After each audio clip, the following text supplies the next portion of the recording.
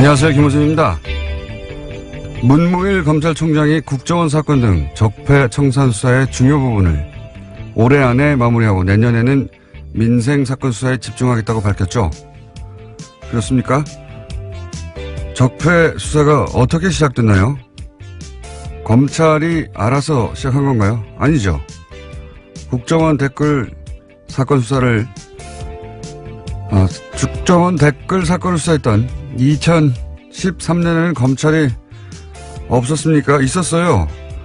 검찰 멀쩡히 있는데 국정원 수사하려다가 조선일보가 앞장서고 국정원이 뒤에 서서 검찰 수장의 목을 쳐버렸죠. 수사를 못하게. 적폐 수사가 가능해진 것은 지난 겨울 1,000만 명이 넘는 시민들이 촛불을 들고 거리로 나가 구체제를 마침내 끝을 냈기 때문입니다. 그렇게 국민들이 만들어준 기회가 바로 적폐 수사죠. 검찰총장이 아니라 그 누구도 시한을 정해서 임의로 끝낼 수 없는 겁니다. 서울중앙지검 검사들 몸이 피곤하면 총장님이 사우나를 끌어주시고 정신적으로 필요하다면 시민들이 응원을 하겠습니다. 서울중앙지검의 적폐 수사 일선 검사님들 난생 처음 응원 꽃다발 좀 받아보시겠습니까? 네. 힘들 내시고 시작했으면 끝을 봅시다. 김호준의 응원이었습니다.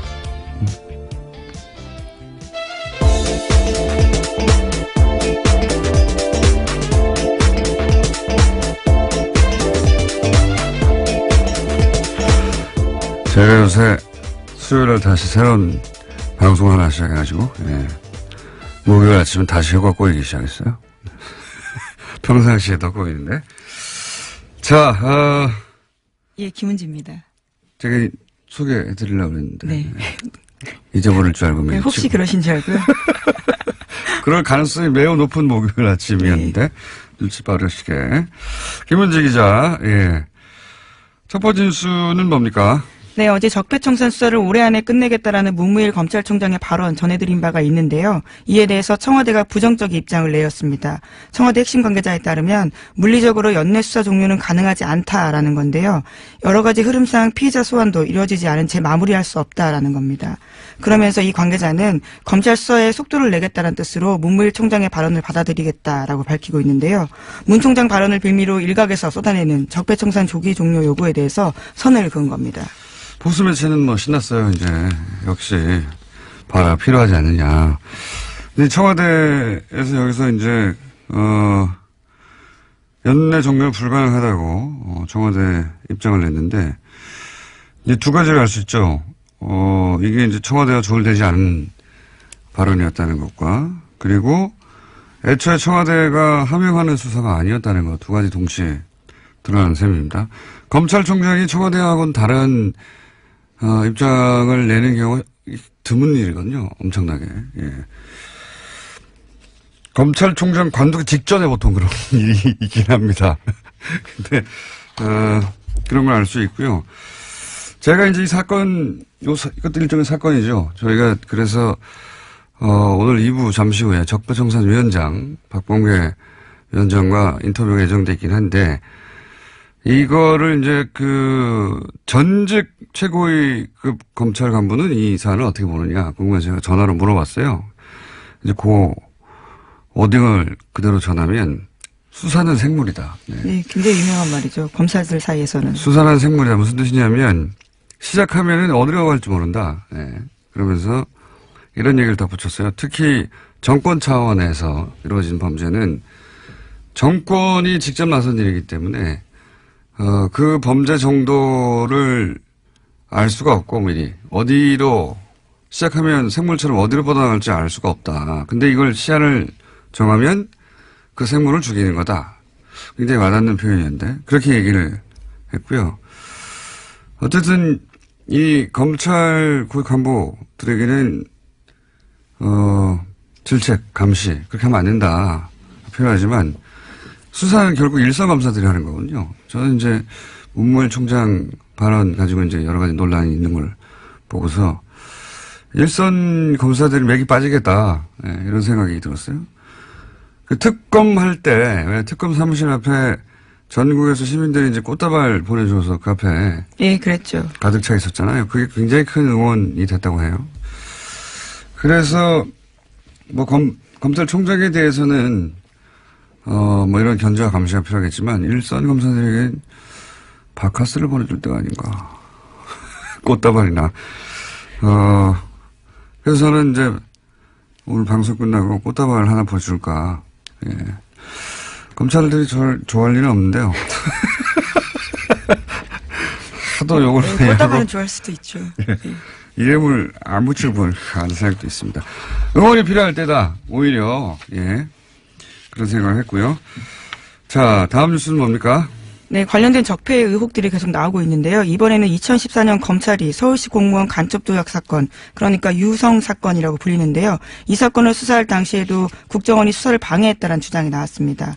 검찰은 압수수색에 대비해서 가짜 사무실을 만들고 허위 서류를 제출했다라는 의혹이 나오고 있는 건데요. 민변이 오늘 해당 제보 내용을 공개하고 진상규명을 촉구할 기자회견을 열 예정입니다. 이 사안은 오늘은 시간이 저희가 없어가지고 내일 인터뷰를 미리 잡아놨는데요. 예. 제가 편지 봉투를 봤습니다. 네, 저는 편지 내용도 봤습니다. 저보다 많이 오셨군요. 네, 5장인데요. 총 굉장히 자세합니다. 그러니까요. 이거는 내막을 아는 사람의 제보가 확실하고요. 예. 그리고 이제 이게 인터넷이나 또는 기타 흔적이 없는 방식이 아니라, 그 편지를 보냈어요. 봉투에 넣어가지고 편지를 보냈는데,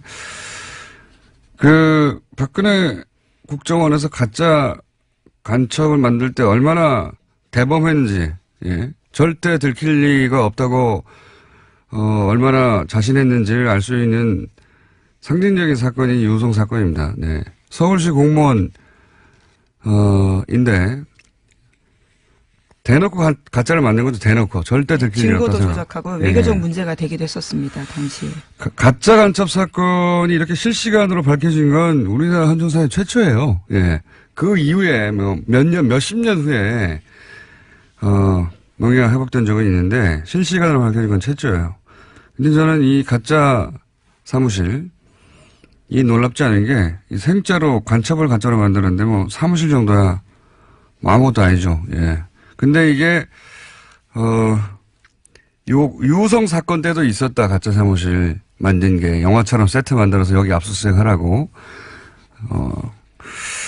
하여튼 증거 조작과 증거 인멸의 대마왕이에요. 이쪽은. 예.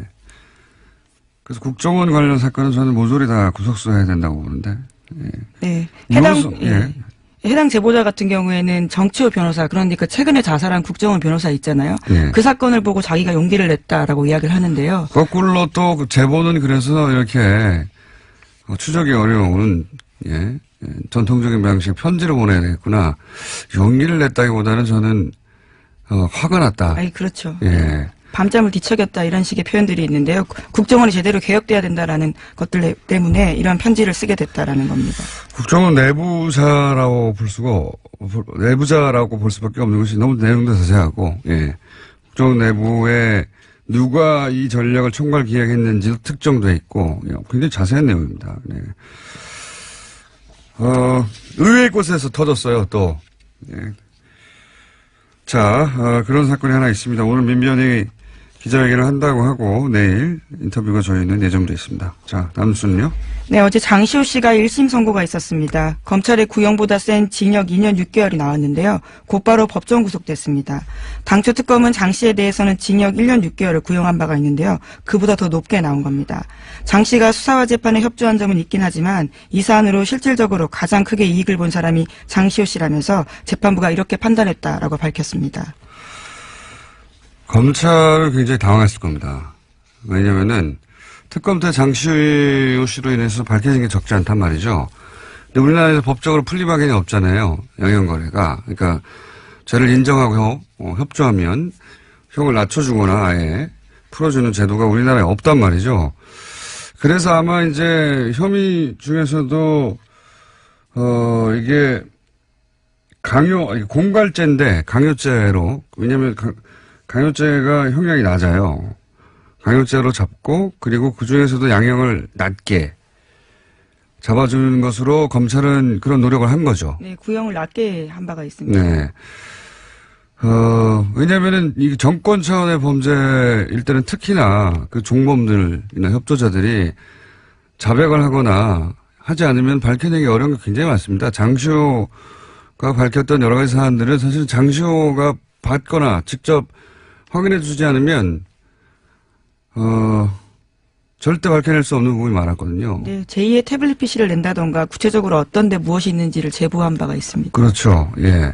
그래서 검찰은 이제 장시호에게 암암리에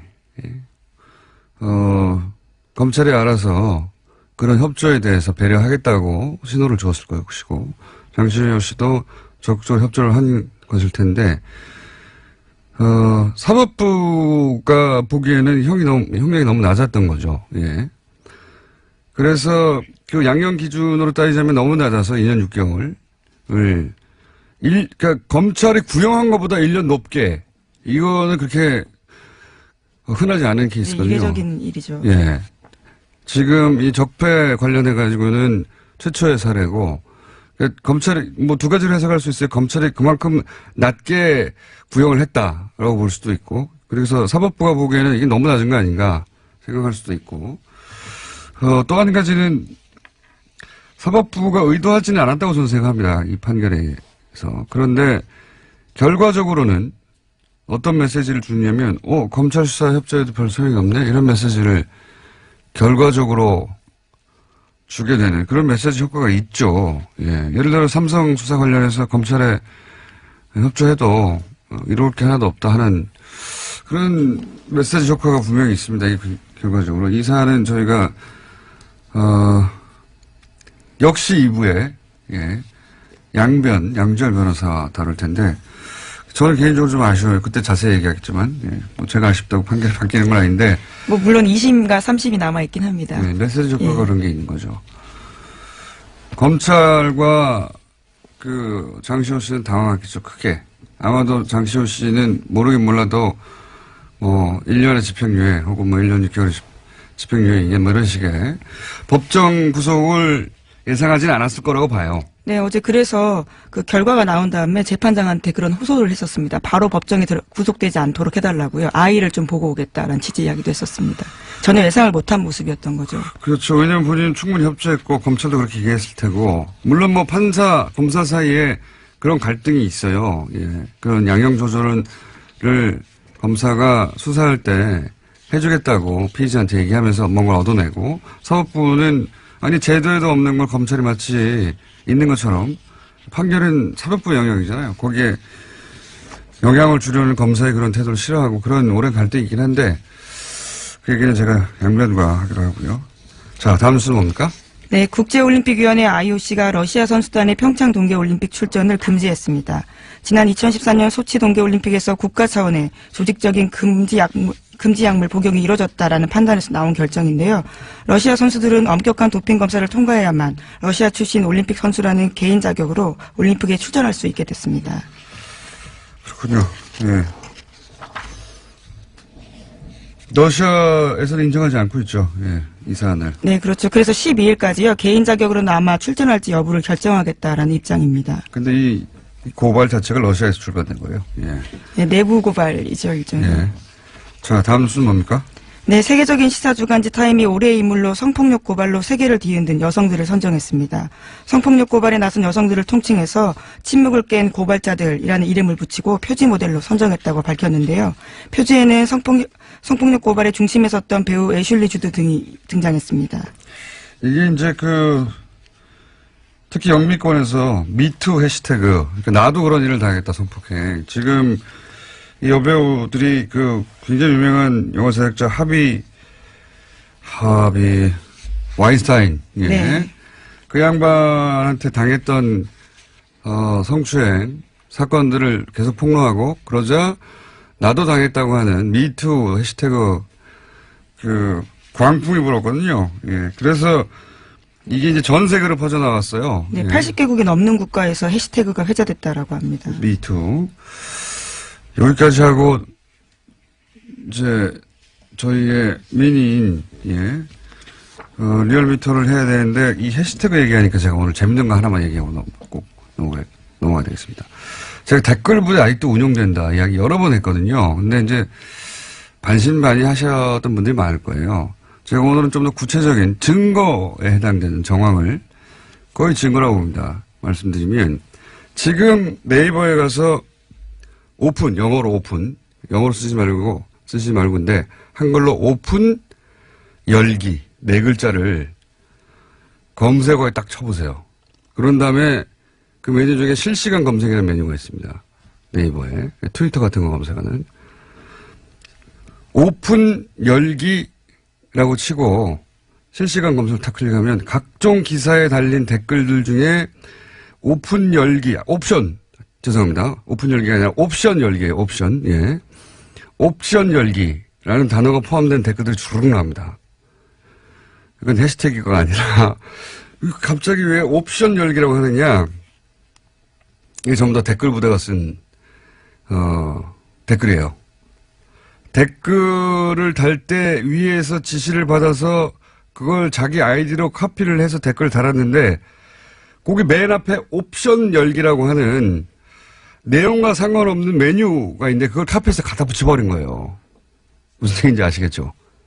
이거 한번 해보겠습니다. 잘 모르겠네요. 바보같이 무슨 얘기냐면 네.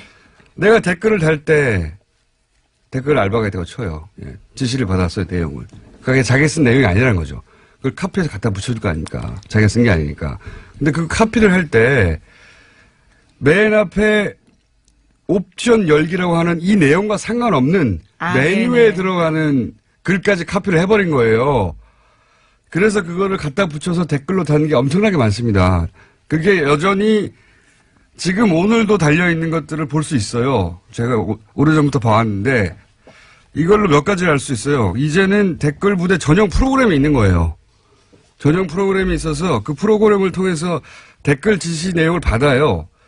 그런데 이제 그거를 카피 앤 페이스트 할 때 이렇게 마우스나 뭐로 손으로 쭉 긁어서 붙일 거 아닙니까? 그때 맨 앞에 있는 옵션 열기라고 하는 메뉴까지 촥 카피해서 붙이는 경우가 왕왕 일어나는 거죠. 기계적으로 알바를 하다가 결과적으로 이게 그런 실수가 드러나게 된 거죠. 그런 거죠. 그러니까 프로그램이 있다, 이제는. 이 댓글 부대에 지령을 내리는 프로그램이 있다.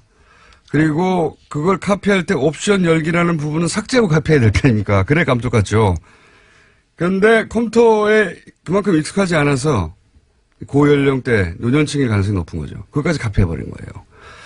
재밌죠? 예. 그리고 이 댓글 프로그램을 통해서 댓글 지시가 내려가고 그거를 댓글 다는 부대가 아직도 있는데 그 댓글을 특정 기사에만 달 거 아닙니까? 그 기사들 어디에 달았나를 보면 논리는 굉장히 논리 개발자가 따로 있는 게 확실해요. 예. 고급한 정보들도 가끔 있고요. 보면 당연히 이제 문재인 대통령 공격한다든가 여당을 공격한다든가 조국 교수도 타겟이 자주 됩니다. 뭐 최근 같은 경우에는 이제 낚싯배 사고를 났는데 세월호하고 비교해서 공격해요. 세월호 그렇게 뭐라고 하더니 니들은 뭐 다르냐. 그리고 이제 김국종 교수. 이국정 교수. 죄송합니다. 이국정 교수를 높이면서 김종대 의원을 공격하고 여기에 저도 가끔 포함돼요. 저는 김종대 의원을 옹호한 적이 없는데 어쨌든. 그리고 조국 민정수석도 자주 등장하고요.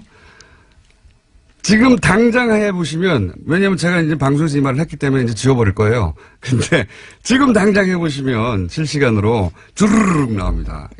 댓글 알바 있다. 댓글 무대 있고요. 이거 누가 시키고 누구 돈으로 하는 건지, 주요한 적폐 수사 끝나면 이거 수사 들어가야 된다고 봅니다. 여전히 돌아가고 있어요. 댓글 알바들. 우리 여기까지 해야 되겠습니다. 네, 수상 소식도 하나 전해드리려고 했는데요. 수상 소식이요? 네, 민주언론시민연합에서 민주시민언론상 본상 수상자로 김호중 공장장이 선정됐다고 합니다. 예, 아주 짧게 말씀드리겠습니다. 중요한 뉴스네요. 예. 축하드립니다. 언론상을 제가 수상하게 됐다. 자, 시사인의 김은지였습니다. 감사합니다. 네, 바로 이어서 권순정 리얼미터 조사 분석 실장님 나오셨습니다. 그것마저 알려주마. 자, 이건 이제 유일하게 저희가 주 중반에 하는 조사입니다. 네. 대부분 주 초반 혹은 주 말에 하거든요. 자, 한번 쭉 읊어보시죠. 네, 이번에는 정당부터 먼저 소개를 해드릴게요. 네. 네. 2018년도 예산안이 통과됐지 않습니까? 네. 요번에 국민의당하고 바른정당이 최근에 계속 하락세를 겪고 있었는데, 네. 모처럼 반등을 했습니다. 국민의당이 1.2%포인트 상승을 해서 네. 5.8%고요. 바른정당 역시 0.8%포인트 상승을 해서 6%가 나왔습니다. 최하위를 한 달간 했는데 국민의당이 맞습니다. 4주 연속 최하위를 했습니다. 예산안 통과 효과라고 저는 보는데 그죠? 맞습니다. 예, 한국당 사실상 보수청으로부터 한국당의 보수청이 분석을 해보니까 국민의당이나 바른정당으로부터 많이 갔어요. 그래서 정당으로서 자유한국당이 이번 예상 과정에서 크게 역할을 못하고 반면 국민의당 같은 경우는 일종의 그 정당으로서 효능감을 그 자유한국당에 실망한 그 지지층으로에게 좀 주는 과정에서 저도 오늘 예 말이 주는 새는데. 과정에서 좀 그쪽으로 이탈하는 과정에서 국민의당이 상승하지 않았나 싶습니다. 바른정당도 비슷합니다. 네. 그렇군요. 국민의당이 거의 주중에 한 6%대까지 오르지 않았나요? 맞습니다. 주중에 예산안이 통과됐던 날 당일 6일이죠. 네. 예, 6.2%포인트까지 올랐습니다. 그러니까 국민의당이 사실은 그 정부와 계속 각을 세우는데 그때마다 떨어져요. 거꾸로. 예. 맞습니다. 협조를 할 때 올라가는데 왜 뭐 이건 제가 박지원 대표가 오늘 나온 날이기 때문에. 제가 오래전에 기억나세요? 네. 안철수 대표가 좀 협조를 하는 과정 속에서 지지율을 끌어올릴 수 있지 않겠느냐라고 당연히 얘기를 했을 때 네. 공장장님은 네. 그건 절대 안 그럴 것이다. 그거는 지지율이 안 오른다는 얘기가 아니라 안철수 대표가 협조를 안 할 거라는 얘기였어요. 당연히 지금은 대세가 지금 네네. 현 정부 초기잖아요. 네네. 현 정부가 하는 일들을 도움을 주면 지지율이 오히려 올라갑니다. 네. 처음으로 국민의당이 그 지지율 상승 효과를 누리고 있고요. 예, 사실상 요번 그 틈을 잘 이용을 한 것 같아요. 국민의당이. 네. 반면 자유한국당 같은 경우도 사실상 오르긴 올랐지만 제가 봤을 때는 사실상 패배자가 아닌가 싶거든요. 예산안 통과되고 나선 떨어졌죠. 예, 0.7%, 이번 주중 집계에서는 0.7%포인트 상승을 해서 18.3%인데 예산안이 통과됐을 때는 17.4%이고요. 그렇겠죠. 그 사실상 논란이 많이 된 과정 속에서 한국당이 이것보다는 조금 더 많이 올라야 되는데 보수층이 한 5%포인트를 이탈을 했습니다. 오히려. 예, 오히려. 이 이탈한 층이 아까 말씀드린 것처럼 국민의당하고 바른정당하고 거의 다 간 것이죠. 네. 그렇군요. 민주당은 어떻게 되나요? 예, 민주당은 조금 이제 상당폭 빠졌습니다. 3.4%포인트 하락한 48.5%이고요. 주중에는. 예, 이제 국민의당하고 바른정당의 요인이라고 봐야 될 것 같습니다. 하지만 예산안이 통과됐던 날은 다시 50%를 올라갔죠. 회복했기 때문에 요거는 이제 아주 짧은 기간 동안의 영향이 아닌가 싶습니다. 쌤쌤이네요. 네, 정의당 또한 하락을 했습니다. 0.6%포인트 하락해서 4.5%가 나왔습니다. 대통령 지지율도 비슷하겠네요. 네. 떨어졌다가 또 예산안 통과될 때 예, 올라가고. 4주 연속 상승 흐름이었다가 지난주하고 이번 주까지 네. 조금 아주 약하게 그 2주째 하락했는데요. 0점대. 예, 0.7%포인트 하락해서 70.8%입니다. 약보합이라고 볼 수 있는데 예산안 통과되고 다음에 어떻게 됐습니까? 예, 예산안 통과된 다음에 상당히 많이 올랐어요. 그러니까 72.1%포인트까지, 72.1%까지 올라서. 상당히도 뭐 1.1%. 왜냐하면 그 전날에는 69.3%까지 떨어졌기 때문에 예. 그 일일 변화로서는 상당폭 올랐다고 볼 수 있을 것 같습니다. 네. 뭐 저희가 몇 달째 똑같은 얘기하고 있는데. 네. 0점 몇 빠지고 0점 몇 오르고 뭐. 예. 좀 많이 빠지고 오르면 1, 2% 움직이고. 예, 종합을 하면 한국당 지지층을 제외하고는 모든 정당 지지층, 모든 지역, 모든 연령, 모든 이념 성향에서 다 긍정평가가 크게 높거나 우세합니다. 네. 알겠습니다. 예산안이 통과되면서 사실은 주요 정당들의 지지율이 좀 진폭이 있고. 네, 맞습니다. 대통령 지지율도 진폭이 좀 있고. 그렇습니다. 예. 통과되면서 민주당 그리고 국민당이 상승한 형국이고요. 네. 한국당 하락하고 한국당을 빼고는 상승을 다 했지만 예. 그 예산안 통과를 예. 기준으로 하자면 예, 맞습니다. 주요한 가장 중요한 이벤트였던 네. 정의당도 하락을 했네요. 네, 정은학은 언론 보도가 상당히 많이 감소했습니다. 네. 언론 모두 감사효과도 있는 거고. 네. 자, 그것마저 알려주면 현안 주사 이번 주는 뭡니까? 예, 문무일 검찰총장의 이제 발언이 있었는데 많이 논란이 되었죠. 이거 간접적으로 알 수 있는 조사가 아닌가 싶은데요. 한 2주 전쯤에 죄송합니다. 김관진 전 국방부 장관하고 임관빈 전 실장 사이버 사령부 댓글 공작 관련해서 석방이 됐죠. 구속부서에 석방이 됐는데 이에 대해서 국민들이 어떻게 생각하는지 물어봤습니다. 물어봤더니 이 여론조사 종이에요. 이 여론조사 왜 안 하나 싶었는데 그랬더니 잘못한 결정이라는 의견이 63%가 나왔습니다. 석방이 잘못한 결정이다. 근데 그 중에서 전체에서 매우 잘못한 결정이라고 응답한 사람이 절반이 넘습니다. 50.8%가 나왔습니다. 그렇군요. 그리고 반면 잘한 결정이라고 한 응답은 26.3%이고요. 잘못은 10.7%가 나왔습니다. 대부분의 지역 개청에서 잘못한 결정이라는 것이 대다수 응답이었고요. TK, PK는 어떻습니까? 근데 조금 놀라웠는데요. TK, PK 그 중에서도 TK 같은 경우는 잘한 결정이라는 것이 조금 우세하지 않을까라고 생각을 했는데요. TK를 포함하고 PK를 포함해서 모든 지역에서 잘못한 결정이라고 응답이 많이 나왔습니다. 그렇군요. 그러니까 이제 대략 50대 이하, 그리고 전 지역. 그렇습니다. 전 지역입니다. 그리고 국민의당, 민주당, 정의당, 이런 정당 지지자들을 다 포함해서 잘못된 결정이라는 게 대다수다. 맞습니다. 60% 이상이고, 잘했다고 하는 걸 그러면 60대 이상, 보수층, 자유한국당 지지층, 이렇게. 핵심적인 이제 보수 성향이라고 할 수 있겠죠. 60대 이상, 보수층, 자유한국당 지지층에서는 잘한 결정이라는 것이 대다수입니다. 그러니까 이 26%가 사실은 보수 정당이 노려할 타겟층이 됐는데. 이 정치 지형이 굉장히 바뀌었어요, 실제. 맞습니다. 이런 사안도 봐도. 많이 바뀌었습니다. 석방 잘못했다고 합니다. 알려드리고요. 국민 여론은. 조사 기회 알려주십시오. 이번 주중조사는 TBS 의뢰로 이번 주 월요일부터 수요일까지 전국 19세 이상 성인 1,516명을 대상으로 했고요.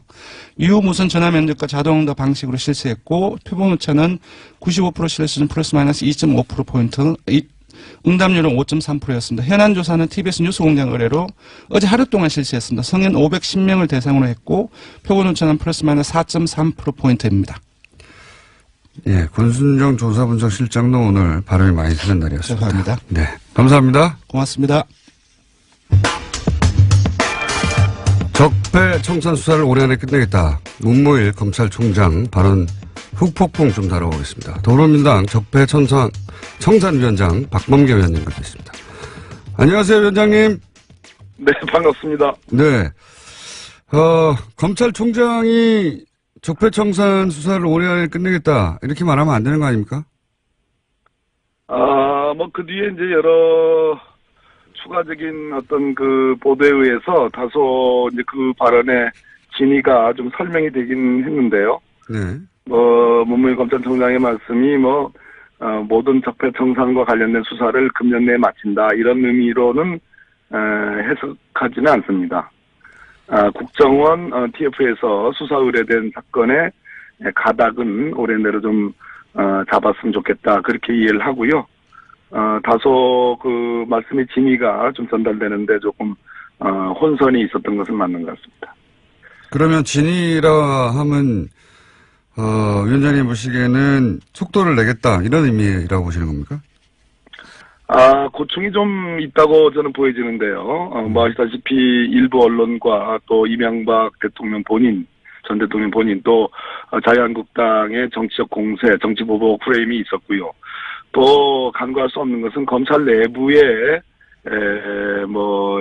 검사장들 일부의 어떤 검찰이 청와대 하명 수사를 따르는 거 아니냐라는 그런 불만들이 있었습니다. 최근에 법원 같은 경우에도 김명수 대법원장께서 또 이제 그런 발언도 하셨죠. 그래서 일종의 조직의 수장으로서의 어떤 고충도 고려하고 또 수사의 어떤 속도감도 일종의 요구하고 하는 그러한 어떤 발언이 아닌가. 저로서는 그렇게 해석할 수밖에 없습니다. 그렇다면 굳이 청와대가 연내 마무리는 불가능하다 이렇게 입장을 이례적으로 밝힌 이유는 또 뭡니까? 청와대는 분명한 입장인 것 같습니다. 청와대 고위 관계자의 발언을 보면 수사에 현재 진행되는 상황으로서는 금년 내에 끝내는 것이 불가능하다. 문무일 총장의 발언은 속도감 있게 수사하라는 그런 의미로 받아들인다. 또 적폐청산의 수사라는 것이 일부 야당의 주장처럼 그러한 정치보복 그런 것이 아니고 제도와 어떤 관행, 시스템을 바꿔내는 과정이기 때문에 혐의가 있으면 있는 대로 수사할 수밖에 없는 거 아니냐라는 아주 강한 의지를 다시 한번 표현한 거로 봅니다. 일반 시민들 입장에서 궁금한 건 결국 그래서 이거 연내 끝나는 거 아니죠? 네. 불가능하다고 봅니다. 여러 가지 조건들이 그렇습니다. 네. 그러면 이제 적폐청산위원장으로 보시기에 앞으로 남아있는 사건들 중에 가장 중요한 남아있는 적폐수사가 어떤 게 있습니까? 국민의 관심은 뭐니 해도 지금 박근혜 국정농단을 넘어서서 그 원인이 됐던 이명박 정부 당시의 여러 가지 적폐들에 대한 수사인데 그 정점은 이명박 전 대통령 아니겠습니까? 그렇죠. 어떤 방식으로 조사를 할 것이냐.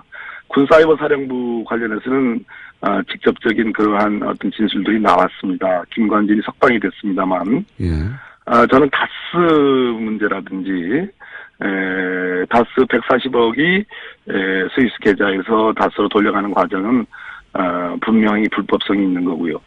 또 제2롯데월드 뭐 여러 가지 자원외교 비리, 자원비리 이런 것들은 여전히 수사의 대상으로 남아 있다고 봅니다. 자, 그러면 말씀을 꺼내셨으니까 이왕 연결된 김에 박범계 의원님도 사실은 오래전부터 이 다스 관련해서 자료들을 많이 BBK, BBK 다 연결되니까요, 결국은 BBK. 네, 그렇습니다.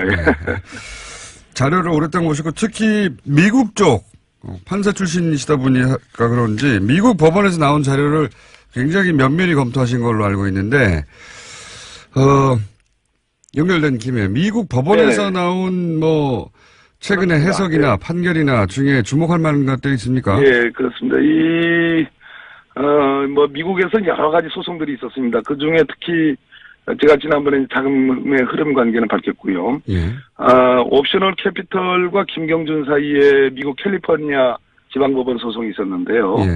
그 미국 법원이 아주 주목할 만한 그러한 판단을 한 부분을 제가 찾아냈는데요. 옵셔널 캐피탈은 이제 옵셔널 벤처스의 이제 소액 투자자들을 대리한다고 볼 수 있는 곳이죠. 그 옵셔널 캐피털이 한국 검찰이 김경준을 수사하면서 작성했던 검찰의 수사 보고서와 그 당시에 옵셔널 벤처스의 전직 직원들 4명의 진술들을 미국 법원에 증거로 요청을 합니다. 증거를 채택해달라고. 근데 미국 법원이 이걸 거절합니다. 거절한 이유가 첫째는 한국 검찰의 보고서는 검찰이 객관적이지 않다. 이런 얘기입니다. 검찰이 표현이 정확히 이렇습니다. 김경준에게 불리하게 이 진술을 해석할 만한 그런 이해관계와 이익이 검찰에게 있었다. 어마어마한 얘기입니다. 또 검찰의 결론은 사실에 입각하지 않다. 이런 표현도 나오고요. 그렇기 때문에 이 검찰의 수사 보고서는 공공보고서로서 법정에서 채택할 증거가 아니다. 라고 분명히 얘기하고 있고요. 또 하나는 잠깐만요. 미국 법원이 그러니까 BBK 수사를 한 한국 검찰을 불신한다는 내용이 그렇습니다. 미국 법정에서 없다는 얘기고요. 또 하나는 옵셔널 벤처스의 4명의 진술자들이 있습니다. 그 당시 BBK 김경준 수사하면서요. 그 사람들의 진술도 증거로 채택할 수 없다고 보는데요. 결론적으로 이거는 이명박으로부터의 보복을 두려워하는 증인들에 의해 만들어진 진술이다. 이런 표현을 합니다. 이거는 저 같은 사람이 주장하는 걸 미국 법원이 주장을 했네요. 판단했습니다. 그러네요. 구체적으로 여보세요? 네, 듣고 있습니다. 흥미진진하게 듣고 있습니다. 예, 그렇습니다. 그래서 이런 표현도 나옵니다. 이 4사람의 진술은 서울시장인 이명박의 대리인들이 증인들에게 진술 바꾸지 마. 그리고 어떤 식으로든 김경준을 돕지 마라는 강한 압박 속에 만들어진 거기 때문에 믿을 수 없다 이런 얘기입니다. 미국 법원이 어떻게 그런 판단을 했죠? 잘 판단한 거죠. 잘 판단한 거죠. 그러니까 제3자의 이해관계가 전혀 없는 미국 법원이 여러 서류들을 검토하다 보니 그렇습니다. 충분한 예. 서류들을 보고서요. 그러니까 정치적 판단이 심지어 아니라 예. 심지어 이상훈이라는 옵셔널 벤처스의 직원은 수감된 상태로 일주일 동안 신문을 받았다. 강압으로 초래된 진술이므로 예. 신뢰성이 떨어진다. 이런 표현도 나옵니다. 어허. 이게 이제 국내하고는 다르게 전혀 정치적 이해관계 없이 그냥 사건 자료만 보다 보니까 미국의 판사가 이거는 뭐 검찰이 BBK 수사를 엉터리로 했네 이렇게 판단한 거군요. 믿을 수 없다 한마디로 이런 얘기입니다. 허허. 그리고 또 다른 내용이 있습니까? 또 하나는 140억 다스로 네네. 돌려가는 그 소송이 있었는데요. 네, 140억. 그 소송은 별개의 소송입니다. 원래 140억을 이제 옵션을 벤처스가 받으려고 한 건데 이거를 다스가 가져가 버린 사건이죠. 예. 그렇습니다. 예. 이것에 대한 미국의 일종의 제2항소법원, 캘리포니아 제2항소법원의 판단인데요. 예. 한마디로 이 140억을 돌려간 것은 법으로 보호받을 수 없는 사기성 이체다. 아. 불법 행위에 의한 사기성 송금이라는 판단을 명확히 했습니다. 그렇다면 지난번 주진우 기자의 폭로가 있었지 않습니까? 예. 이명박 대통령 시절에 청와대 민정수석실 행정관 그리고 LA 총영사 김재수의 개입 예. 그와 관련된 회의록들 예. 그것을 이 미국 법원의 판단에 대입을 시키면 한마디로 불법적으로 다스로 140억 원이 송금된 것을 미국 법원이 판단을 한 겁니다. 다스 측에서는 이제 적절한 행위다, 합법적인 행위라고 주장하고 있어요. 지금은. 그런데 그렇습니다. 미국 법원이 판단하기는 이거는 불법이다. 사기성 이체다. 사기성 법으로 이체. 보호받을 수 없는 사기성 이체, 돈을 이제 이체한다. 예. 사기성 이체이기 때문에 불법 행위에 의한 사기성 송금이라는 표현도 쓰고요. 그렇기 때문에 이 부분은 우리 검찰이 지금 서울중앙지검 첨단범죄수사부에 지금 일부에 배당이 돼 있거든요. 예. 이 부분을 수사하면 바로 결론이 나옵니다. 사기성 이체라는 표현도 등장합니까? 그렇습니다. 매우 만족스러운 표현이네요. 우리 김어준 공장장님 입장에서는 그렇게 그렇군요. 미국 촉하신가 보죠. 미국 법원은 사실 한국에서 일어난 일임에도 불구하고 자료만 가지고도 충분히 그런 결론에 도달해 있군요, 이미. 미국 법원은 전 세계적으로 증거법적으로 가장 거의 완비될 정도로 증거 능력에 관해서는 정말 엄밀하게 보는 법원입니다. 의원님도 만족스러우시겠습니다. 네. 네. 의원님도 오랫동안 이 사건을 들여다보신 걸로 아는데. 예. 결론적으로 문무일 검찰총장께서 어젠가 서울중앙지검 3차장 한동훈 3차장과 지금 이 다스 사건이 지금 배당되어 있는 첨단범죄수사 1부 신봉수 부장을 대검으로 불렀습니다. 예. 저는 이것을 주목하고 있습니다.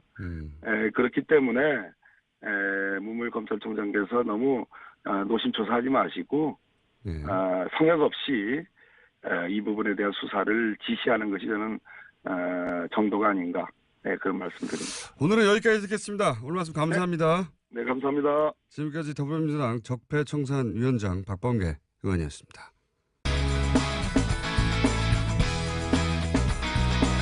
자, 남는 시간이 있네요. 남는 시간이 있길래 양철 변호사님이 나오셨습니다. 아니, 시간도 없는데 중간에 CM을 왜 틀고 그래요, 음악은. 빨리 하시죠.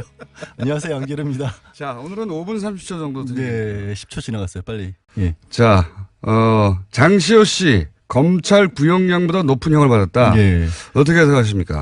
많이들 깜짝 놀랐는데요. 저도 사실은 놀랐고 어떻게 보면 좀 방심했던 것 같다는 생각을 합니다. 누가 방심한 겁니까 지금? 그럼 저도 그랬고 뭐 언론에서 나오는 보도만 보다 보니까 검찰 쪽에서도 그렇고 예, 장시호 씨가 그랬고. 특히 장시호 씨는 어제 기자회견 준비를 하고 사실은 갔었죠. 뭐 복장이나 그러니까요. 뭐 머리나 이런 것들이 이제 나온 뒤에 소회 같은 걸 밝힐 준비를 했었던 것으로 보여요, 실제로. 여러 가지로. 근데 바로 구속이 됐죠. 법정 구속이라는 건 법정에 들어갔다가 거기서 나오지 못하고 그냥 바로 이제 피고인석 뒤에 작은 문이 있거든요. 예, 거기서 수갑차고 가버리는 거거든요. 거기서 바로 구치소로 이제 서울구치소로 이송이 됐는데 그 얘기는 제가 왜 방심이라는 표현을 쓰냐면 다들 국정농단과 관련해서 장시호 씨가 했던 역할 쪽에만 좀 초점을 많이 맞췄던 것으로 보여요. 그러니까 어떤 진술을 했었고 특검에서 수사를 할 때 또 법원에서 재판으로 증인으로 나왔어도 굉장히 여러 가지 박 전 대통령과 최순실과의 관계라든가 어떻게 삼성전자센터로 돈이 오게 되는지 이런 얘기는 다 적극적으로 얘기를 했기 때문에. 잠시만요. 옵션 열기 실시간 검색어 1위입니다. 조금 전에 박범계 의원 얘기하신 거 말씀이시죠? 아니죠. 제가 얘기한 못 들으셨구나. 옵셔널 캐피털에서 얘기 말고 예. 댓글 알바들이 요즘 실수로 붙이는 못 들으셨군요. 그 얘기 이제 시간이 없는데 옵션 열기 나중에 검색을 해보세요. 예. 나가서 해볼게요. 옵션 열기 댓글 알바들이 아직도 움직인다는 증거. 아마도 오타를 계속해서 한 것 같은데. 오타가 아니라 카피 페이스트 하다가. 그러니까 잘못 옮긴 거죠. 그것까지 카피를 해버린 거야. 맨 앞에 있는 메뉴까지. 그게 저작권 침해 소송할 때 제일 많이 증거로 찾는 건데. 하여튼 얘기가 왜 이렇게 되는 거야. 자, 장시호 씨. 예. 근데 이제 법원이 왜 그러면은 검찰은 1년 6개월을 구형했는데 2년 6개월까지 갔냐면 예. 결국엔 개인적으로 비리를 저지른 부분도 도저히 묵과할 수 없을 정도가 된다는 거예요. 영재센터에 20억 원 가량의 돈이 들어가는데 이게 최순실한테 빠져나간 돈도 없고 오히려 장시호 씨가 3억 원 그냥 영재센터에서 횡령한 것도 명백하고 국가 돈도 7억 원을 보조금 가량을 편취를 했기 때문에 그럼 이것만 합쳐도 10억이잖아요. 사실 개인이 10억 원이라는 돈을 저지른 경제사범인 건 분명한데 1년 6개월 정도면 집행유예로 끝나는 건데 그럴 정도가 아니라는 겁니다. 아니 저는 법리적으로 문제가 있다고 생각하지는 않아요. 이미 검찰 구형이 많이 낮게 됐죠. 많이 낮게 됐고 근데 이제 그 검찰은 구형을 할 때 양쪽 다 법조인데 모를 리가 있습니까? 그렇죠. 예, 그러니까 그 의미는 아시지 않습니까? 이 전체 그림에서 예, 특검의 수사에 협조를 하였고 그리고 이제 이 적폐 수사에서는 이런 협조가 굉장히 중요한데 사법부도 좀 널리 요 사안은 예외적으로 좀 봐주세요. 이런 거거든요. 근데 법원은 최근에 이제 여러 가지 일을 봐도 그렇지만 그렇게 큰 그림에서 본다기보다 그냥 개인에게 정확하게 떨어진 형량에 더 집중을 하는 것 같아요. 그러니까 방시호 씨가 어제 이제 그 선고를 듣고 나서 우리 아들 지금 하나밖에 없는데 데리러 가기 약속을 해놨는데 어떡하란 말이냐는 얘기까지 했었거든요. 그에 대해서 이례적으로 우리가 합의를 해놓은 상황이라서 어찌할 수가 없다라는 얘기를 이제 부장판사가 합니다.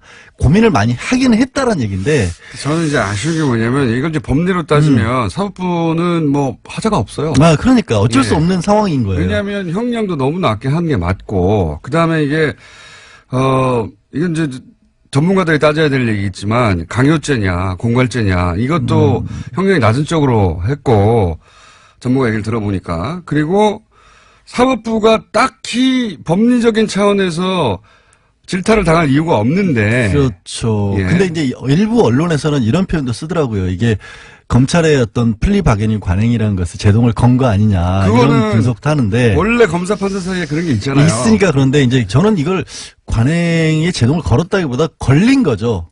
법원이 능동적으로 뭔가 이렇게 검찰을 제어하려고 한다기보다 너무 낮게 들어갔던 것 같고요. 그러려면 차라리 법원도 인정할 수 있을 만한 어떤 제도적인 장치가 있는 게 낫지. 그러니까 차라리 저는 이참에 그런 제도를 만들어서 공식적으로 만들 필요가 있다고 생각이 들어요. 그러니까 사법부 입장에서 이런 거죠. 이렇게 정말 법에 없는데 어떡하란 거냐. 뜬금없이 갖고 오면 검찰도 양형기준표가 있거든요. 그리고 법원도 있고. 아니, 사법부는 법에 없단 말이지 이게. 정상 참작이라는 게 이런 경우에 예를 들어서 검찰 수사에 적극 협조하였기 때문에 이게 없다고 하더라고요. 그러니까 해도 너무 낮게 잡았다. 법원이 이렇게 본 거예요. 저는 그렇게는 보지 않고 이렇게 봅니다.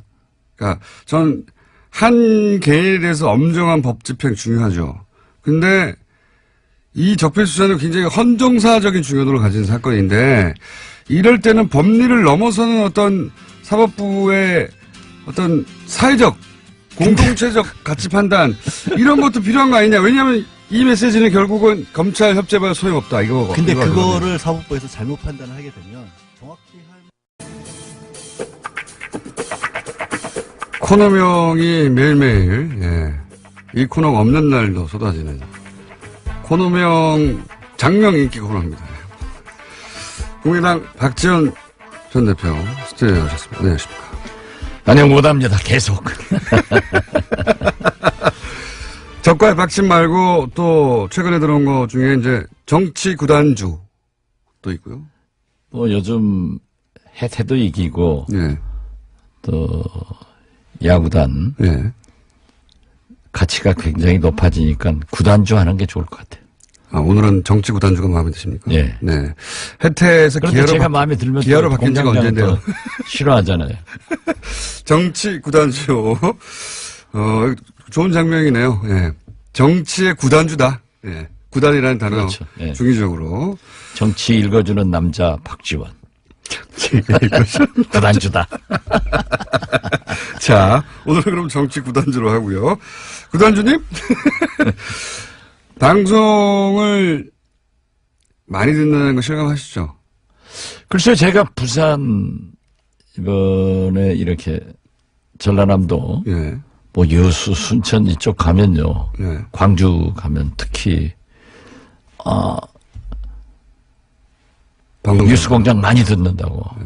그럼 여기 또 안 들리지 않습니까? 그럼 웹이나 뭐 당연히 유튜브로 본다고 그러는데 그게 아무래도 박지원의 실력이지 김어준 공장장의 인기는 아니다. 이런 결론으로 저는 내렸어요. 사실 그렇잖아요. 뭐 예. 공장장이 웃는 거나 잘하지 다른 건 아마 뭐 우리 안철수 대표 어떻게 좀 흠집 내보는데 잘 유도하고 그러지. 제가 안철수 대표를 흠집내는 게 아니라, 예, 박지원 대표님 연수가 안철수 대표하고 열심히 각을 세우시던데. 예. 어쨌든, 많이 듣는 건 확인하셨죠? 예. 네. 제가 깜짝 방송 놀라셨죠? 출연을 많이 해보는데, 예. JTBC 썰전, 예. 최근에 MBN 판도라, 예. 이것 얘기하고, 라디오는 아무튼 뉴스 공장. 예. 김어준은 빼더라고요. 자, 국민의당이 지금 좀 몇 주째, 이거 어떻게 됐냐. 안철수 대표는 계속 통합한다고 하는데, 그 상황이 변하지 않는 정도가 아니라, 더욱더 안철수 대표는, 대표님이 박지원 대표님이 아무리 얘기를 해도 그쪽으로 향해 달려가고, 예, 그 핸들은 고정된 것 같아요. 그죠? 그건 확실하죠, 이제. 저도 그렇게 봅니다. 제가 이 방송 나와서 처음으로 말씀드린 게 예. 안철수 대표의 고집 예. 그리고 좋은 의미의 추진력 예. 이걸 가지고 있기 때문에 어떤 경우에도 통합의 길로 갈 것이다. 그런데 그 예언도 적중하는 것 보면은 역시 뉴스공장 듣는 청취자들이 박지원의 실력 때문에 듣는 것 아닌가 확인됐습니다. 게다가 제가 안철수 대표는 결국 초반부터 그 얘기를 제가 했는데 탈호남 하려고 하는 것 같다 이제. 예. 호남 베이스 정당으로 본인이 차기 대선에서 안 될 것 같으니까 탈호남 하려는 것 같다는 말을 계속했는데 실제 취임 100일 기자 간담회에서 뭐라고 그랬냐면 정확하게 워딩을 지역구도를 탈피하자. 국민의당의 지역구도를 탈피하자고 하면 지금 호남을 탈피하자는 얘기밖에 더 됩니까? 네. 지역구도를 탈피하자 하는 얘기는 누구나 다 해왔습니다. 그러나 그리고 뭐 DJ도 네. 뭐 저도 그런 얘기를 하지만은 안철수 대표는 좀 조심스럽게 호남을 기반으로 해서 외연을 확대하자라고 해왔는데 지역구도로 단어를 바꿨어요. 단어로 바꾼 것은 유승민의 생각이 좀 오염된 것 같아요. 그러니까 여기서는 결국은 탈호남 뭐 표현을 어떻게 하든 간에 지금 안철수 대표와 당내에서 외곽을 딱 세우고 있는 것은 결국은 호남계 의원들 중진들 중심으로 해서 그 의원님들인데 그 중진 하지 마세요. 중진 중진보다 초선 의원들 예. 구당초 인원이 더 많아요. 이제는 숫자로는. 예, 근데 예, 구심점은 중진은 구심점은 이제 언론에서 아무래도 중진들 얘기를 중심으로 보도를 해주니까 그렇게 되는데 정치란 게 그렇죠. 뭐 초대선 포함하여 그러면 예. 여하간 호남계하고 딱 각을 세우니까 있는 와중에 지역구도를 탈피하자 그러면 당신들은 나갈 테면 이거 아닙니까? 제가 그렇게 얘기할 수는 없네요. 하지만 부인하기는 어렵죠. 부인하기도 쉽지 않고. 아니 근데 계획이 뭘까요? 호남 지금 사실은 국민의당이라는 정체성 자체가 호남을 베이스로 하였고 거기서 외연을 확장해 나가자는 거였는데 그럼 결별 나가라 사실상 하는 표현이 등장하고 그렇게 해석될 만한 표현이 등장하고 나는 계속 통합으로 가겠다. 그러면 호남 털어내고 나는 전국 정당으로 가기 위해서 밑그림을 그리고 있으니까 당신들 나갈 테면 나가. 이 자세가 변하지 않으니까 그럼 어떻게 하는 겁니까 이제? 양쪽 다 포기할 수 없는 거 아닙니까 절대. 저희는 네. 어제 이제 그 평화계획연대 네. 세미나를 처음으로 했습니다. 네. 요 평화연대는 통합은 안 된다고 하는. 그렇죠. 예.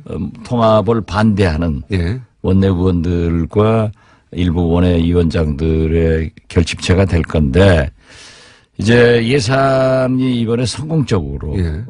통과가 됐잖아요. 국민의당의 역할을 제대로 했죠. 이번에. 제대로 했죠. 예. 그래서 모든 국민과 특히 언론이 예.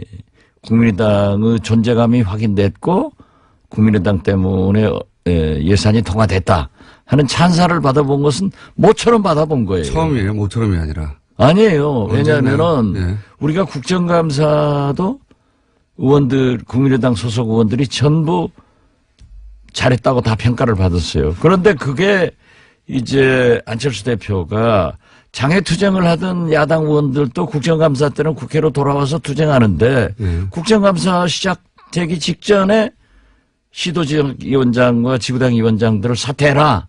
이렇게 결의를 하니까 당 내분으로 들어가서 싸우다가 그게 희석됐는데 이번에도 당대표면은 예산의 투쟁을 위해서 당에서 진두지휘를 해야 되는데 국회는 비워놓고 물론 국회의원이 아니니까 그럴 수도 있다 하지만은 그렇지 않습니다. 정국을 더 원외 당대표라고 하더라도 결국 정치는 국회에서 이루어지고 또 예산은 가장 중요한 거니까 당대표가 지휘를 하는 거예요. 근데 이번에 예산 통과하는데 지휘를 안 했어요? 안 하고 전부 나가서 통합 세미나나 하고 다니고 만나고 다니고 하니까 전열이 좀 흩어졌지만은 다행히 우리 김동철 원내대표나 권은희 수석, 이 황교안 간사 이런 분들과 저도 상당한 도움을 드리면서 잘 통과가 됐어요. 원래 지금 이번에 한 국민의당 역할이 대표님이 계속 주장해왔던 선도 정당으로서 우리가 자유한국당과 민주당 사이에서 우리 역할이 있다고 했던 그 모델 아닙니까? 그렇죠. 예. 그런 걸 우리 공장장이 잘 집어내니까 이 방송을 많이 듣는 거예요. 갑자기 본인에게 유리하니까. 어쨌든 이 역할을 해서 지지율도 올라갔어요. 실제로 좀 전에 리얼미터하고 얘기했는데 꼴찌 몇 주 하다가 이 통과되자마자 그 공의 일부가 국민당에 간 게 맞거든요. 네. 예. 난 그건 처음 듣는데 그래 오늘 발표했어요. 예. 한 15%로 올라갔어요? 아니요. 4%대에서 6%대로 올라왔습니다. 예.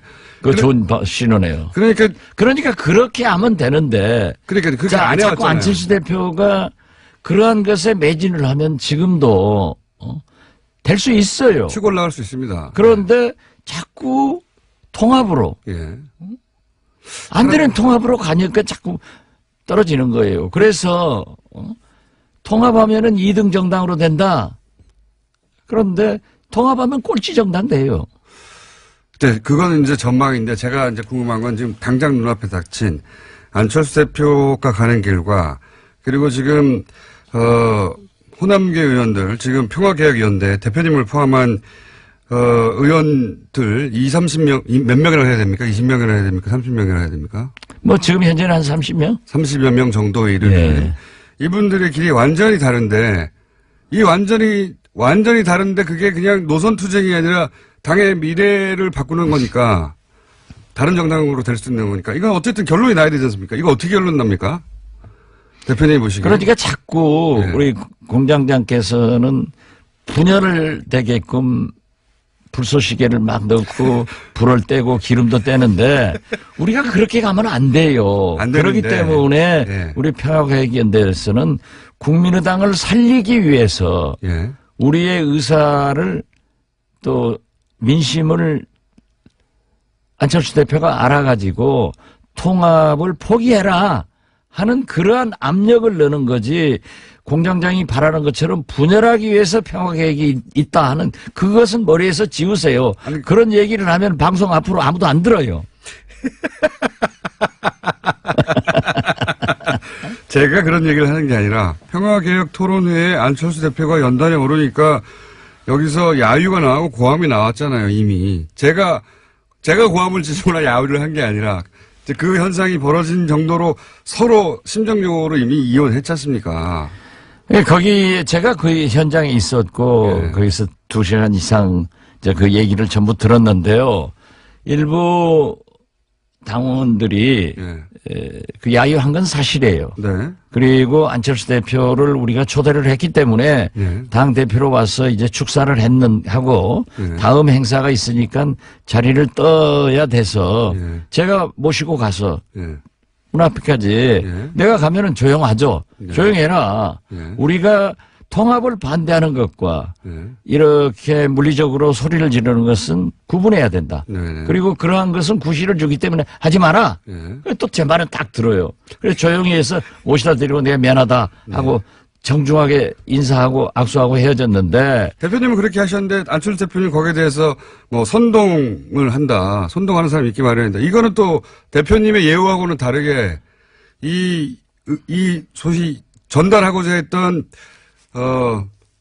평화개혁 연대의 통합 반대 의사를 선동이라고 하고 가버린 거 아닙니까? 글쎄요, 그걸 이제 기자들한테 그렇게 얘기를 했더라고요. 네. 또 제가 나오니까 이 직구준 기자들이 그랬는데 어떻게 생각하냐?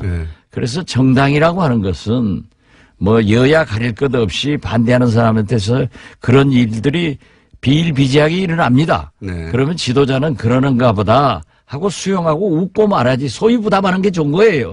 그런데 그렇게 한다고 해서 누가 선동하냐. 그러기 때문에 리더십에 문제가 있고 그런 얘기를 한다고 하면은 정당의 지도자가 아니다. 제가 그렇게 얘기했습니다. 그러니까 안철수 대표 잘한 거 아니에요? 공정장 입장에서 보면은 더 심하게 했으면 더 좋아하겠지 뭐. 이미 충분히 말씀하셨는데 안철수 대표가 최근에 예를 들어서 문재인 지지자들을 민주주의의 적이다, 뭐 어디 가서 사고 나겠지 이렇게 발언하는 거나 아니면 본인한테 반대하는 당내 자기들 식구인데 반대한다고 해서 선동하는 사람들이라고 말하는 것 굉장히 발음도 세지고 그렇죠?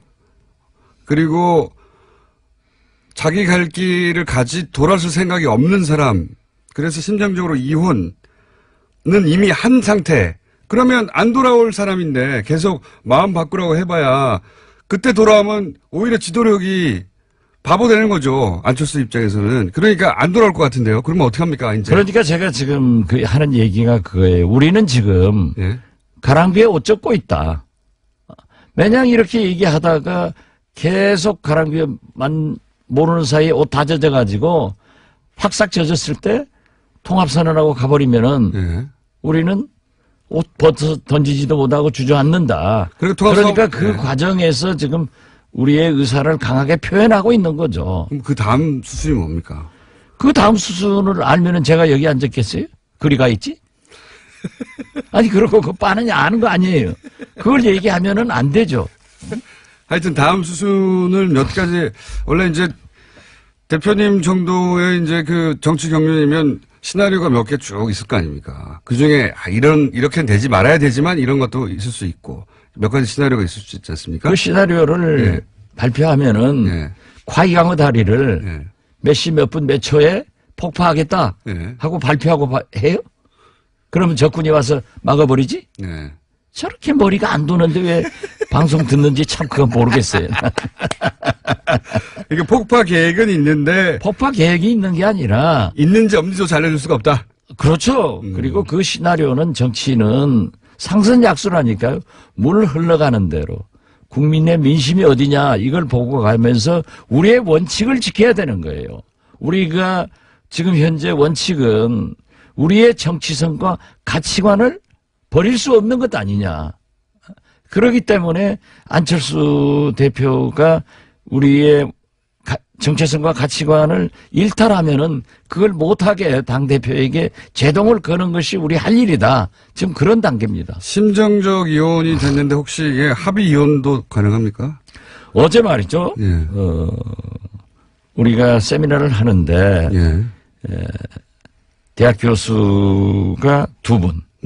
그리고 김능구 폴리뉴스 대표 그리고 당내 인사들이 2분 하는데 거기에서 이 김은구 교수나 최창렬 교수 이 김능구 폴리뉴스 대표가 합의 이혼해라. 아, 그런 얘기가 나왔어요.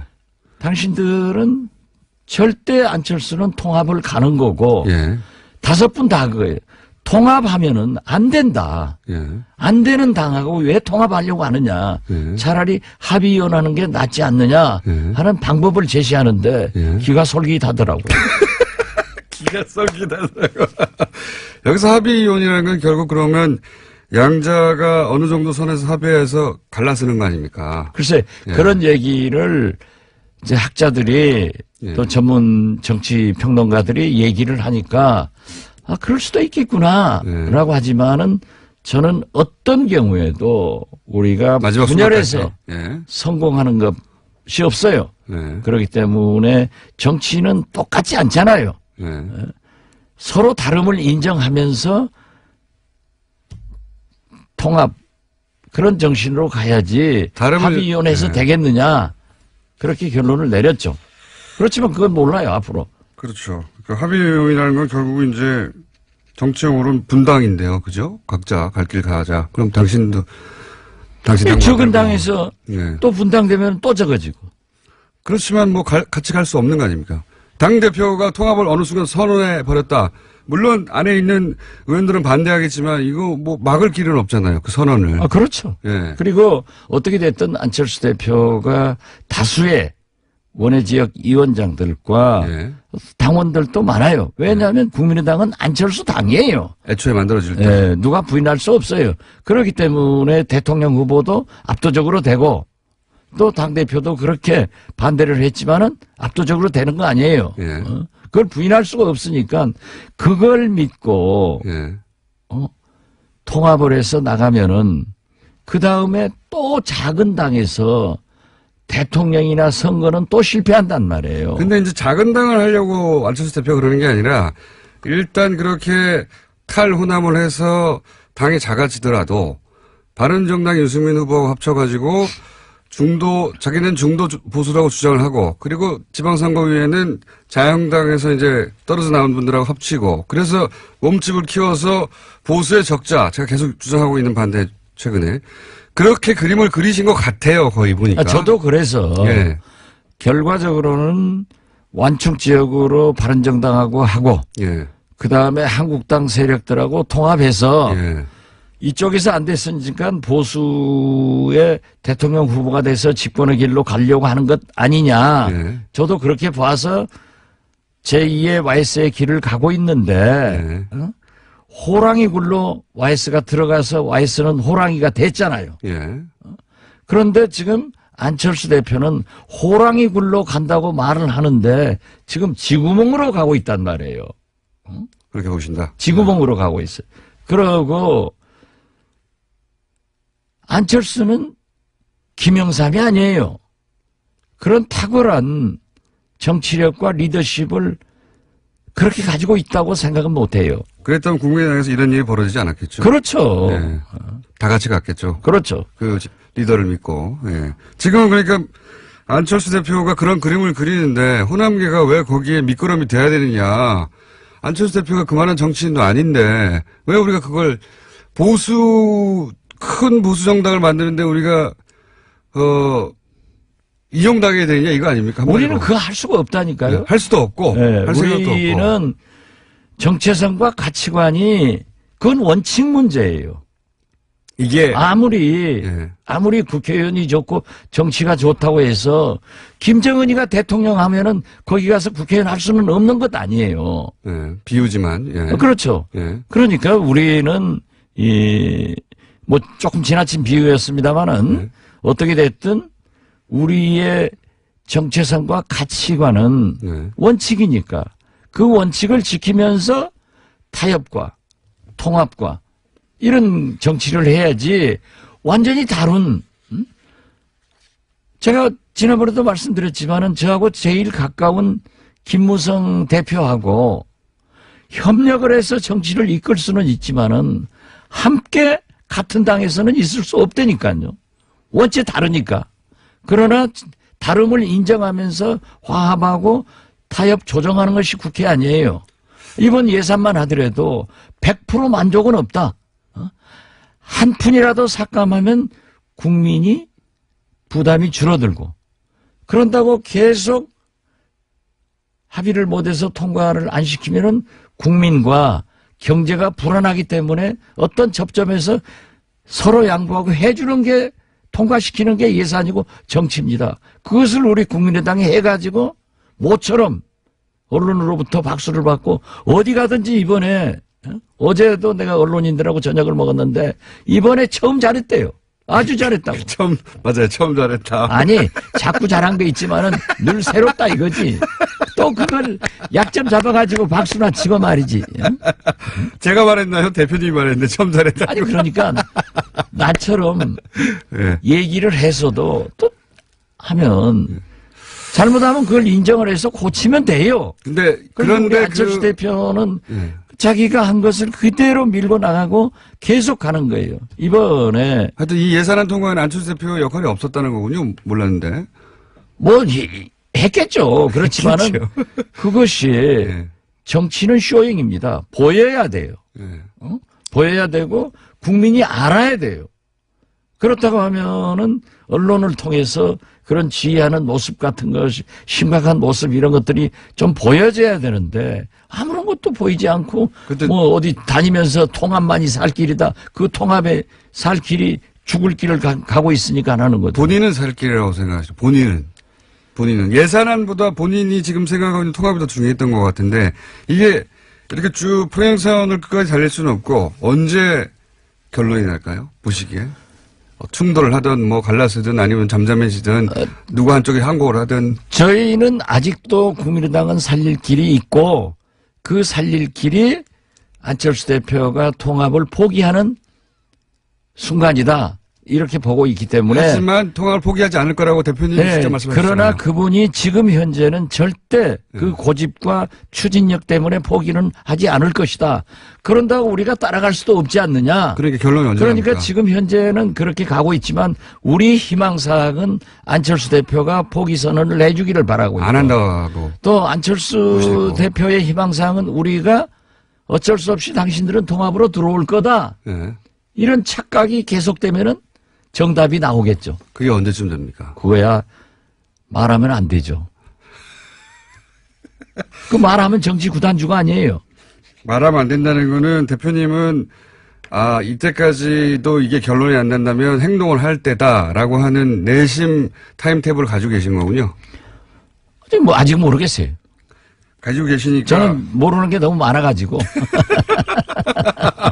그건 상황에 따라 달렸죠가 아니라 아직은 결정이 안 됐다는 거 보니까 타임테이블 있으신 거네요, 그러면. 상황에 따라 달렸죠. 물론 다르긴 한데. 네. 안철수 대표도 여러 가지 생각을 하다가 의원들이 이렇게 반대하기 때문에 도저히 안 되겠다.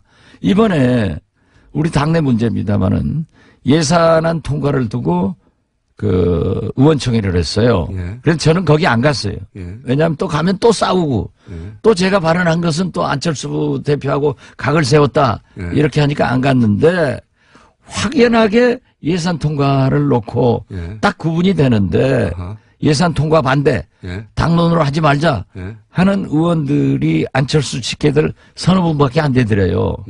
이런 걸 보면은 안철수 우리 대표 쪽은 그러니까 예산 통과가 안 되길 바라는 거잖아요. 이 40명의 국회의원들의 마음속에는 예.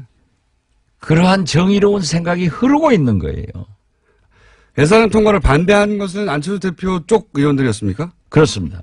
반대도 있었지만은 당론 표결하지 말자. 예. 나는 반대이기 때문에 내 소신 표결하겠다. 예. 이런 분들이 몇 분 있었다고. 예. 그런데 딱 그렇게 구분을 하더라고요. 그래서 이제 기자들이 취재해가지고도 기자들 판단이 굉장히 적중할 때가 많잖아요. 안 적중할 때도 있긴 하지만 어쨌든. 그렇죠. 예. 뭐 안 적중한 것은 김어준 공장장이나 되게 안 적중하지. 우리 당 출입 기자들은 99% 적중합니다. 자기 기준으로 남을 평가하지 마세요. 제가 적중률 굉장히 높습니다. 아, 마지막으로 하나만 말씀드리면 저는 안철수 대표는 포기 안 하고 호남 의원들이 나가는 걸 반깁니다. 아니 왜 호남 의원들 해요. 그렇게 자꾸 예. 지역구도로 나누려고 하니까 문제예요. 그러면 충진도 아니고 호남 의원도 아니고 안철수 대표의 우리 당에 예. 우리 당 40명 이제 39명 차명길 의원이 참 애석하게 됐습니다마는 39명 의원들의 마음속에 있는 흐름이 그럼 통합 반대파 의원들이라고 그렇죠. 하죠. 예. 그렇게 정확하게 써야지. 통합 반대파 의원들이 나가든 말든 계속 갑니다. 저도 그렇게 봐요. 오늘은 여기까지 하고요. 다음 주 정도에는 약간 구체적으로 다리 폭파 계획이 있는지 없는지까지 얘기해 주시죠. 예. 저도 그렇게까지 진전됐으면 좋겠어요. 이게 지루하잖아요. 지금부터 국회는 이제 예산국회 끝났으니까 예. 물론 개헌과 선거구제도 개편으로 우리가 미래로 가야 되지만은 총을 이제 우리 국민당은 앞으로 쏘지 않고 예. 옆으로 쏜다고요. 계속 당로 싸움만 되면은 이게 뭐 6%로 올라갔던 게 또 내일 모레 또 3%로 내려갈 거예요. 그러니까요. 다리 폭파 계획 다음 주에 알려주시는 것으로 있는지 없는지 최소한 시기는 아니더라도 그렇게 빨리 왔으면 좋겠습니다. 자 다음 주 알려드릴 것 같습니다. 자 정치 구단주 박지원 전 대표였습니다. 감사합니다. 예, 감사합니다. 댓글 부대가 아직도 움직이고 있다. 옵션 열기 얘기했더니 네 옵션 열기 글들이 우르르 삭제되고 있네요. 소름. 네, 이런 문자도 오고. 빨리빨리 캡처하십시오. 페이스북에도 많고요. 네, 트위터도 많고 기사 댓글도 많고 많아요. 아주. 근데 옵션 열기가 달린 거는 다 댓글 알바가 100%고요. 그러면 옵션 열기가 안 달린 거는 댓글 알바가 아니냐? 아니죠. 예, 옵션 열기를 삭제하고 붙이는 분들도 많이 있는 거죠. 예. 옵션 열기 얘기하자마자 저희 앱이 다운됐습니다. 팟빵도 다운되고. 예. 신기하죠? 예. 옵션 열기라고 하는 문자가 붙어있는 댓글도 우르르 삭제되고 있어요. 이걸 어떻게 우르르 삭제할 수 있을까요? 그 댓글을 단 사람들이 동시에 다 방송을 듣고 있었을까요? 아니면 이 옵션 열기 글들을 우르르 삭제할 수 있는 누군가가 삭제했을까요? 네. 댓글 알바 있다니까요. 댓글 알바. 너무 댓글 알바라고 하니까 너무 사소해 보이는데 여전히 예, 그런 세력을 움직여서 예, 돈을 주고 여론을 조작하려는 지금 사이버 국정원 댓글 수사하고 있는데도 있다는 겁니다. 있어요. 제가 말씀드렸잖아요. 긴가민가 하시는 분들이 많아서 오늘 구체적인 정황 하나 얘기 말씀드린 겁니다. 있어요. 누굴까요? 수사해야죠. 박지원 코너 제목, 새로운 코너 제목, 박지원의 안녕 못합니다. 괜찮네요. 안녕할 때까지 당분간. 짧게 한 가지만 재밌는 소식을 저희 문자로 온 게 아닌데 소개해드리면 저희 TBS 사장님한테 내용 증명이 하나 왔어요. 정말 이건 방송사상 최초가 아닐까. 내용 증명 내용이 너무 재밌습니다. 제목 김원중의 뉴스공장 하와이 약속 이행권.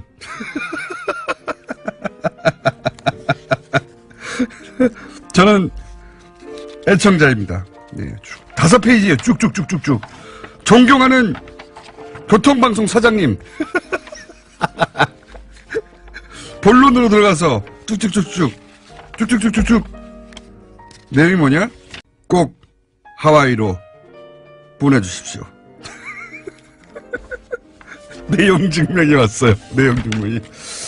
그래서 저희가 사장님께 제안 드립니다. 하와이가 너무 멀고 또 비용도 많이 든다면 괌 정도에서 합의 볼 수 있다.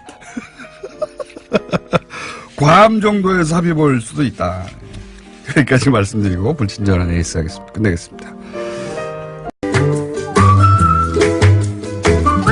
오시건축가 김진애 박사님 나오셨습니다. 안녕하세요. 예. 일단 저부터 네. 미리 축하드립니다. 어떤 거요? 자유의 몸이 되실 오늘을 축하드립니다. 자유의 몸이요? 네. 오늘 대법원 판결 난다면서요. 이미 뭐 신경도 안 쓰시는 거 보니까. 5천 살인 사건이요? 네네. 5천 살인 사건. 감옥 5cm 앞까지 아니 갔던 근데 사건. 저는 그 생각을 했어요. 오늘이 12월 7일인데 네. 만약 박근혜 대통령이 지금까지 했으면 어떻게 됐었을까? 어떻게 됐었을까? 그래도 무죄가 났을 거라고 봅니다. 아니 무죄가 났든 어떻든 간에 지금은 아마 판결이 안 났었을 가능성이 높죠. 아직 안 났겠죠. 아직 안 났겠죠. 안 났겠죠. 그럴 가능성이 그리고 높겠죠. 안철수 대표가 계속 돌고 있겠죠.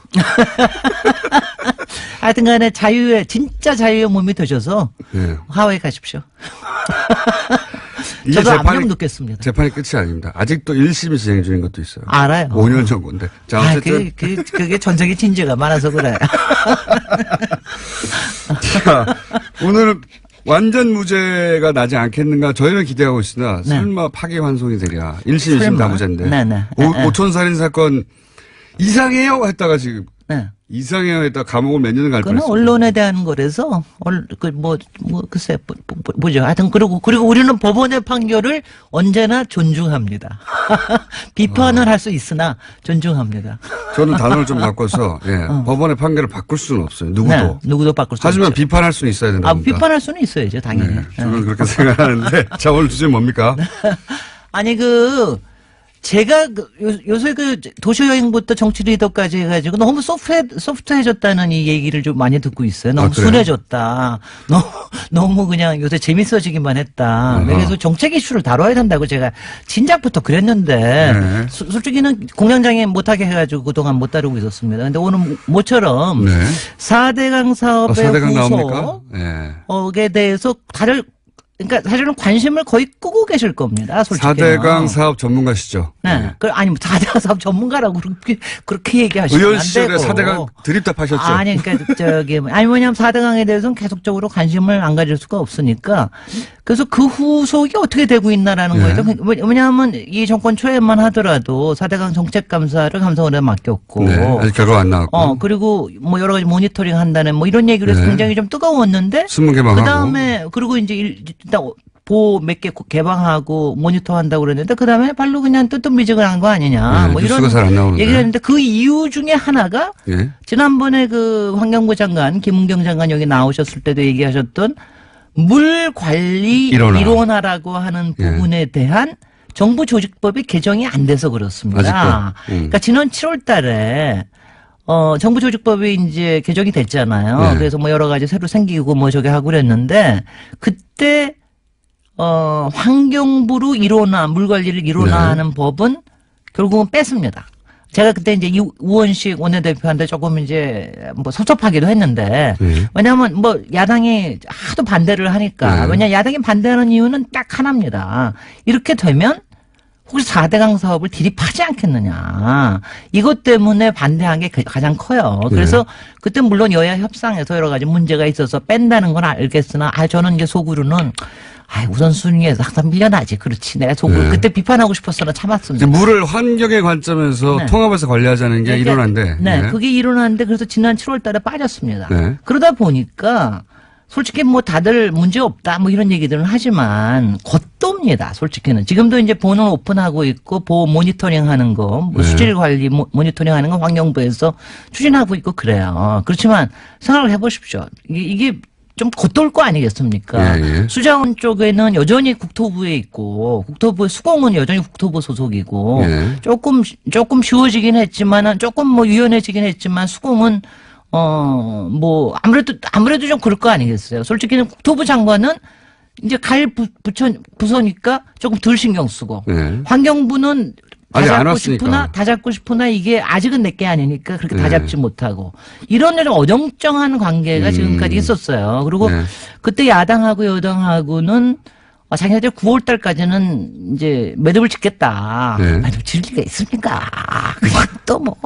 왜냐하면 여기는 대기업의 이해관계도 당연하죠. 그리고 수자원 쪽에 수자원 쪽에도 이른바 그걸 꼭 마피아라고 표현을 안 하더라도 이른바 기득권들이 맺어져 있는 뭐 세력들이 항상 있습니다. 그리고 그게 이제 위에서 바뀌면 여러 가지가 바뀌어지니까 거기서 갖고 있는 것도 있고 그러니까 이제 이게 잘 안 되는 거죠. 정치적 이유도 있고 저는 이제 경제적 이유도 있다고 봐요. 이권의 경제적이라보다 이권. 저는 그러니까 현장 부문에서 반대하는 이유는 그것도 굉장히 크다고 봅니다. 그러니까 수공이 직접적으로 나서지는 못하지만 수자원 학회 쪽이라든가 수자원 관리 쪽에 무슨 협회들이 있거든요. 그러니까 이런 쪽에서 반대하는. 왜냐하면 그 개발 이슈가 그리고 이제 굉장히 많이 이제 앞으로 일량도 줄어들고 일도 좀 더 까다로워지는 거 아닌가. 그다음에 또 하나는 잘 모르시지만 사실 수자원을 이용해서 생기는 이권들이 꽤 있습니다. 물 팔아서 옛날처럼 이제 대동강 물 팔아서 뭐 한다는 것처럼 예. 앞으로 점점 더 그런 게 좀 더 많아져요. 예. 그래서 하여튼 여러 가지 그런 것 때문에 엉거주춤이 있었던 겁니다. 여태까지. 지금까지. 예. 근데 지금 뭐 이제 드디어 하여튼 좀 늦긴 했지만 예산안이 통과되고 나니까 이제는 이제 입법 전쟁 아닙니까? 네. 지금 입법 전쟁인데 일단은 이번 정기 국회에서 마무리가 꼭 져졌으면 좋겠어요. 왜냐하면 정기 국회에서 마무리가 지어지면 무슨 뜻이냐면 대개 연초면은 예. 조직 개편들을 많이 합니다. 예. 그다음에 인선도 합니다. 인선을 해가지고 그러니까 그렇게 되면 여러 가지가 방향이 정해지는데 이번에 만약 매듭이 안 되면 굉장히 많이 또 늘어지는 거죠. 그러니까 일이 잘 안 되는 겁니다. 근데 입법을 예를 들면 자유한국당 입장에서는 네. 정치적으로도 4대강을 파기 시작하면 이전 정권에 대한 비리로 연결될 수 있어서 그리고 이권의 관점에서도 이걸 파기 시작하면은 이게 이제 통과되면은 이권이 날아가니까 네. 그래서 계속해서 입법은 보수 정당에서는 반대할 것 같은데 반대하는데 근데 제가 한 가지 어떻게 통과됩니까 이게 근데? 일단은 지금 이제 희망적인 사인이요. 저는 네. 이제 지금 오늘 이제 이 얘기를 꺼낸 거는 가능하면 정기국회에서 마무리해 주십사 하는 입장에서 얘기를 하는데 희망적인 사인은 11월 달 초부터 이른바 이제 협상 협의체가 조금 움직이기 시작을 했어요. 공청회도 하고 이러면서 그리고 제일 좋은 거는 국민의당이 네. 거기 주승용 의원이 그 물기본법 발의도 했습니다. 예. 정부조직법 개정에 대한 것도 발의를 했습니다. 그러면 예산안 통과 때처럼 141명이 발의를 했으니까 상당히 가능성은 높아졌어요. 그러니까 이제 국민의당이 딴 소리를 하지 않으면 딴 소리를 예산안 때처럼 예산안 때처럼 가능해진 게 확실합니다. 그래서 이제 저는 이제 그 점에서 좀 해줬으면 좋겠다. 그 다음에 자유당하고 바른 정당에 대해서는 제가 이런 표현을 좀 쓰고 싶은데, 뭐, 4대강을 이립하나 저립하나 분명히 팔 테고요. 네. 이왕 이거 합하고 나면은. 여기서 판단하는 건 조사한다는 제가 얘기고. 이제 제가 얘기하는 거, 조사나 이런 거 폴로업은 당연히 해야 되는 거고, 두 번째는 하여튼 지금 여태까지 이게 한 30년 동안 이걸 못한 거거든요. 예. 그러니까 환경부로 가는 게 꼭 좋을지 안 좋을지는 아직도 판단은 확실히는 않습니다. 해봐야지 알아요. 외국에도 여러 다른 사례가 있는데. 근데 지금으로서는 일단은 환경부에 맡겨가지고 돼볼 수 있는 거를 만드는 게 굉장히 예산, 앞으로 우리 이제 세금 아끼는 데라든가 이런 데 굉장히 좋고요. 환경부가 물 관리를 일원화해서 주도해야 되는 이유를 1분 30초 동안 설명하시면요. 아니요. 그러니까 수량과 수질은 같이 간다는 거고요. 네. 그러니까 그거 두 개를 같이 봐야 된다는 거고요. 그쵸. 그리고 제가 또 하나만 확실히 드리면은 대구 분들이만 나서 주십시오. 대구에요. 네. 물 산업 클러스터라는 게 있어요. 네. 근데 지금 이게 일원화가 안 되는 바람에 원래 환경부에서 이걸 하는 건데 관련 산업들 이거 제대로 지금 경기 부양이 안 되고 있어요. 그러니까 대구 쪽에 계신 분들 열심히 좀 지역 의원들한테 얘기해가지고 빨리 환경부로 몰아다오. 물 산업을 굉장히 일으킬 수 있다. 그럼 우리 지역도 좋아진다. 이 얘기도 좀 말씀드리고 싶습니다. 그러니까 이제 물을 뭐 개발이나 댐같이 개발이나 이런 관점이 아니라 이제 먹는 물, 환경의 관점에서 이제 바라봐야 된다. 네. 기본적인 정신은 그거죠. 아니 근데 이제 제가 이제 얘기 들으면 그거 이제 반대를 하시는 분들한테도 일리는 있습니다. 어떤 게 일리가 있느냐 하면 외국의 경우에는 이게 어느 부처에다 몰아주는 게 아니라 여러 부처들을 총괄하는 총지실 단위에 뭐가 있든가 별도의 단위를 만드는 경우가 있어요. 네. 그 다음에는 옥상옥이 되겠죠. 그다음에 또 하나가 우리나라에서는. 저는 그거는 반대하고요. 또 하나는 뭐냐면은 물 하나로 끝나는 게 아니라 축산업. 네. 또 토지의 이용, 뭐 국토부에도 관련되고 네네. 농수산부에도 지금도 많이 우리도 관련되잖아요. 그렇죠. 근데 이걸 환경부에다가 몰아주면 이게 오히려 힘이 약해질 수가 있다. 그래서 오히려 반대 의도도 있다. 유역으로 만들어서 관리해야 자, 된다. 시간이 없네요. 그럼에도 불구하고를 해야 돼요. 그럼에도 다음 주에. 불구하고 김재래 박사님이었습니다. 다음 주에 하셔야 됩니다. 안녕. 안녕. 아니, 왜 그래도